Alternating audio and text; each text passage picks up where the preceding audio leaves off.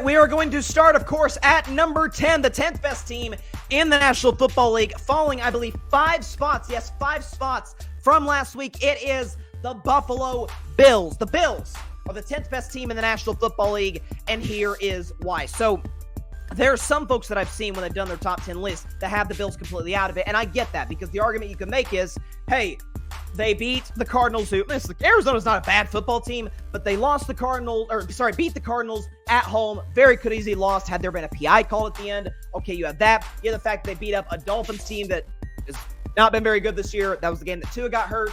And then in week 3, they smoked a Jaguars team that at the time was winless, just got their first win on Sunday. And their last 2 losses were a blowout loss to Baltimore and a game against the Houston Texans where Josh Allen completed 30% of his throws. I get that. My case for putting continue to have Buffalo in the top 10 is this is kind of what they do every year. Where they start the season, hair on fire, you got some idiotic takes out there like Josh Allen is 1A to Patrick Mahomes, or even Josh Allen is better than Patrick Mahomes. Those are crazy, and it happens every single season without fail, and then they predictably come back down a little bit. But what they also do is they come back up. Josh Allen does his thing. Josh Allen still has not thrown an interception this year, which is pretty shocking, but he hasn't. Okay, I believe in James Cook.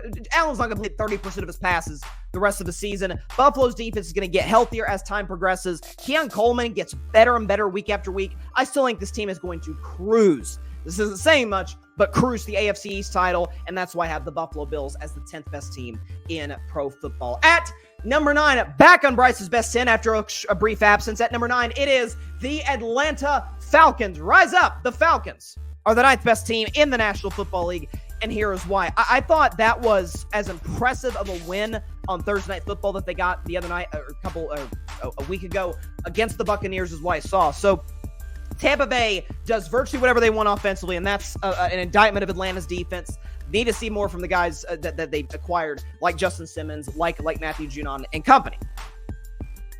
Kirk Cousins, 500 yards passing. Kirk Cousins, game-time drive at the end in regulation, including a perfectly executed 12-second play right to where they clock the ball, and then the kicker, Young Hoku, hits the tying field goal. Then Kirk Cousins leads a game-winning drive.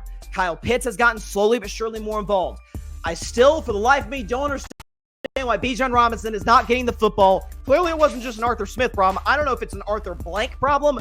The Falcons owner, get that man the football. And I'm not just saying that for fantasy owners across this country, but they have a great running game, an amazing O-line. Kirk's been balling. All 3 of Atlanta's wins have come via a Kirk Cousins game-winning drive. He's been excellent this season. I would go so far as to say dark horse MVP candidate. Really like where Atlanta's going. Explosive offensive team, about what I thought they'd be. Need to see a little bit more from their defense, though. The Falcons are the 9th best team in the National Football League. At number 8, and making their first ever, not just this year, ever appearance on Bryce's best 10, welcome to the list, Washington Commanders. Yes, the Commanders are the 8th best team in the National Football League, and here is why. So as we see here today, Jaden Daniels leading, no, I don't think there's any question, leading the Offensive Rookie of the Year chase. Now, Caleb Williams, slowly but surely, gets better and better week after week.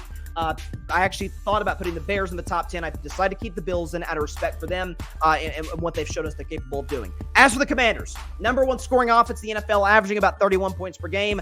The problem with them, and I would have had them higher with a 4-1 record, with an outstanding offense, if not for their absolutely putrid defense. Now, they haven't been tested in the last few weeks, obviously on Sunday facing freaking Deshaun Watson, who's at this point a backup QB in the NFL. The Browns aren't paying him as such, of course. But Terry McLaurin's been doing his thing. The running game's been excellent. The offensive line has been teetering, but I thought played okay against Cleveland in that game. But even if they don't, Jaden Daniels can get out to the pocket, make plays. Cliff Kingsbury has been a godsend for that Dan Quinn-led coaching staff. Will Cliff Kingsbury fade as time goes on? Maybe, as history shows you that he does. But he's been a great OC for this team thus far. I was a big Jaden Daniels fan coming into the draft. I've been validated in what he's shown thus far. I didn't think he'd be this good.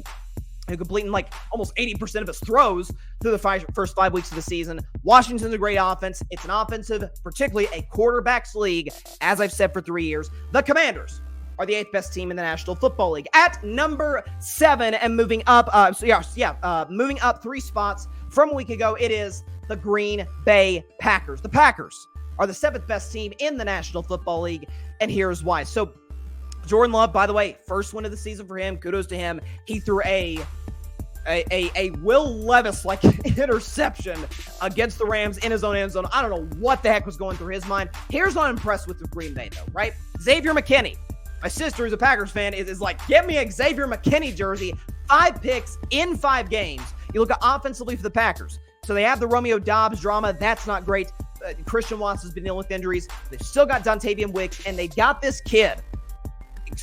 Tucker Kraft, not 1 but 2 touchdowns on Sunday against the Rams, including a long one, 60-plus yarder from Jordan Love, who's looking to kind of get back, coming back into his own, save for the god-awful interception in his own end zone. I love the Packers' running game. I trust their offensive line. That's what they've always done, is have great quarterbacks and great O-lines. Green Bay is going to be a problem throughout the entire season. The fact that they won the 2 games with Malik Willis blew me away. It was a testament to how great of a coach that Matt LaFleur is. So Green Bay Packers are the 7th best team in the National Football League. Staying right where they were a week ago because they didn't play was the Los Angeles Chargers. The Chargers are the 6th best team in the National Football League, and here's why. So I know what you're saying. Bryson, hate to tell you, but they're averaging 19 points per game. Here's what I would say to that. Number 1, Jim Harbaugh wants to run the football. This is not going to be an offense that's going to score 25 to 26, 27 points per game. That's not going to be what their identity is because they simply don't have the playmakers on the outside. But Jim Harbaugh knows we're going to run the football. We have a great offensive line with the 2 best tackles in the NFL. By the way, coming off a bye, should get some of their guys, particularly Joey Bosa on the defensive end, back from injury, as well as Derwin James from the suspension. The fact that I was actually quite impressed. I get it's a divisional opponent, and so those games tend to be close. I was impressed by the fact that the Chargers were missing all those guys and pushed Kansas City to the wire, if not for a Chris Jones play at the end. So kudos to LA. They're well coached. They've got a great quarterback. They've got an amazing run game. J.K. Dobbins getting all their healthy guys back this week. I think the Chargers are, I still am holding to my pick integrity of them getting to the AFC title game. The Chargers are the 6th best team in the National Football League. Despite their win, falling a spot, and I'll explain why, because of the team that jumped them. At number 5, it is the Baltimore Ravens. The Ravens are the 5th best team in the National Football League, and here's why. Lamar Jackson has been insane. 5 touchdowns against the Cincinnati Bengals. Derrick Henry has the potential, given what his numbers show, to go for is on pace for a 2,000-yard, 20-touchdown season. Like, we're talking about, we did a special, or a segment on the 8 o'clock spot last night. Who's the MVP of the league? And my man Mike Guido said, Derrick Henry's been unbelievable. And you can make that case that he's the MVP, especially in large part because in that unbelievable quarterback duel between Burrow, between Lamar Jackson, it was Derrick Henry who made the closing play at the end in overtime after the Evan McPherson missed field goal for Cincinnati. Taking the ball down for long ways out inside the 5-yard line. Justin Tucker walks it off. My only concern, the reason this Ravens team dropped in favor of a team that I'll mention in just a second, is Baltimore's pass defense is not good. Like, it is not good. Now, I get they played great quarterbacks. They played Dak Prescott. They played Joe Burrow. They played Mahomes. I get that.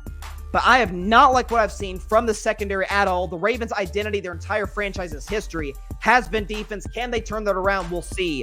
I got to see a lot more for me to put the Ravens in that upper tier of teams, like the top 3, like some folks are putting them in. Impressive 3-game winning streak, an impressive offensive performance by them, but I need to see a lot more from them defensively to elevate them a couple of tiers higher. The Ravens are the 5th best team in the National Football League. At number 4, it is the Houston Texans. The Texans are the 4th best team in the National Football League, and here's why. By the way, up 3 spots from last week. What have I said on Bryson's Best 10 since after that Week 1 game where they beat the Colts? Is I see the talent. Every Sunday, I see it. I see the great coaching. D'Amico Ryans running the defense. Bobby Slovic running the offense. C.J. Stroud doing his thing. I see it. But can I see it as, sorry to sound like a coach doing coach speech during a press conference, but complimentary football? Oh, I saw it against the Buffalo Bills. Yes, I get the Buffalo broke off a couple of big plays with Keon Coleman and company, but 9 for 30 Josh Allen. Some of that's Josh Allen and his inefficiency, which he is prone to do on occasion. Some of that was Buffalo's pass defense, and their pass rush were absolutely outstanding across the board. Their defensive numbers, if you look at them, top 5 in just about every category that matters. Offensively, they lost Nico Collins. They put him on IR, so that's a big loss. but you still have Stephon Diggs, you still have Tank Dell, you still have Dalton Schultz, you still have Joe Mixon hopefully coming back sooner rather than later from injury. I really like Houston's offensive line. Coaching, I mean, again, as I've said all season long, there's not really anything I don't like about the Texans other than they're young. They're a young football team. Is this something that they can be able to bring into the postseason and knock out a Kansas City or a Baltimore or an upper tier contender like that? The Houston Texans, very, very impressed. Their best game they played by far this season. Houston Texans are the fourth best team in the National Football League. Staying where they were at last week at number 3, the third best team in the National Football League is the Minnesota Vikings. Skull out there in Minneapolis. The Vikings are the third best team in the National Football League, and here's why. Only team in the NFL this year that's top 6 in terms of points per game and points allowed per game, scoring offense and scoring defense. That is what the Minnesota Vikings are doing. Justin Jefferson, we know what he brings to the table offensively. Now, they did lose Aaron Jones. We'll see how long he's out. It's reported that's a week-to-week type of situation in regard to his injury. But this Vikings offensive line, really talented, really good. Minnesota's defense is ridiculous. They had the pick 6. Alex Van Ginkel, I think it was Alex Van Ginkel. Van Ginkel was his last name. The pick 6. I was watching him run down the sideline with those golden locks. He looked like a Minnesota Viking. This Minnesota secondary, led by Stephon Gilmore, Harrison Smith, are excellent. Linebackers are excellent. Brian Flores and we talk about great duos with D'Amico Ryans and Bobby Slovic. How about Kevin O'Connell and Brian Flores, who are doing Flores might be the assistant coach of the year. O'Connell might be the coach of the year thus far through 5 games. I would elevate them a tier higher or a spot higher. I really, really would. But he has started to see the cracks in the Sam Darnold armor. Now, he's with a smart coach. He's with weapons. I don't expect Sam Darnold to look like the Jets Sam Darnold, but that guy is still in there. You saw him throw that terrible interception in the second half to help the Jets get back in this football game, and it looked like Minnesota was going to blow him out. I don't, in the long run, trust their quarterback play, but within the offense, he can be productive. They have a great defense. The Vikings are the third best team in the National Football League. This team had a bye this past week, but you know I love them. They've been in this spot from the start of the season. Given how they play, why the heck would I move them? At number 2, it is the Detroit Lions. The Lions are the second best team in the National Football League, and here's why. Last time they played, Jared Goff didn't throw an incompletion. He had more touchdown catches as a quarterback than incompletions. Jared Goff, in his last 2 first halves, has not thrown an incomplete pass. What does that tell you? A, the Detroit offensive line, best in football, is balling out. It tells you Jared Goff's been accurate, but it also tells you Ben Johnson, who had a rough first few weeks of the season, play calling was suspect at times. This is a guy who is really smart, is going to be a head coach this upcoming season. Any competent coach, what is your first 15 plays? Well, how about we go on beyond the first 15 plays? How about we go first halves, and Jared Goff's been perfect. Jahmyr Gibbs is lightning. David Montgomery is thunder. They have, obviously, Amon-Ra St. Brown, underrated receiver. Jameson Williams, who I said would be the X factor for this Lions offense to somehow elevate above how great it was a year ago. You've seen it against the Rams, against the Seahawks in Monday Night Football. These bomb plays, he is able to, again, kind of like their Xavier Worthy is for the Chiefs, able to stretch the defense, create big plays. This guy's really special. First time in his career he hasn't been suspended or injured. I get it. I don't trust the Lions defense really as much as anybody trusts them. But Aiden Hutchinson is still great. I trust him situationally to make big plays. Dan Campbell has his team, for his fault situationally, Dan Campbell, he has a team ready to play each and every week. I love Detroit. I've still got them going to the Super Bowl out of the NFC. The Lions are the second best team in the National Football League. And at number 1, again, as they've been from the start of the season, why the heck, given how they play, would I move them? It is the Kansas City Chiefs. The Chiefs are the best team in the National Football League, and here is why. So you heard me talk about them earlier in the show in their win against the Saints, is the fact that they're taking rejects like Juju Smith-Schuster, like Kareem Hunt. Kareem Hunt, 100 rushing yards. Juju Smith-Schuster had half the receiving yards in this game alone as he had all last season in 11 games with the New England Patriots, who had the worst receiving core in football and actually felt he wasn't good enough to make their squad. Mahomes, Andy Reid say, hey, come on back and we'll give you another 100-yard receiving game. Patrick Mahomes, 6 touchdowns, 6 picks, not even playing great football. And they're 5-0 in large part because their defense has been absolutely dominant, on average holding teams to about 10 less. You realize how many points 10 points in the NFL is?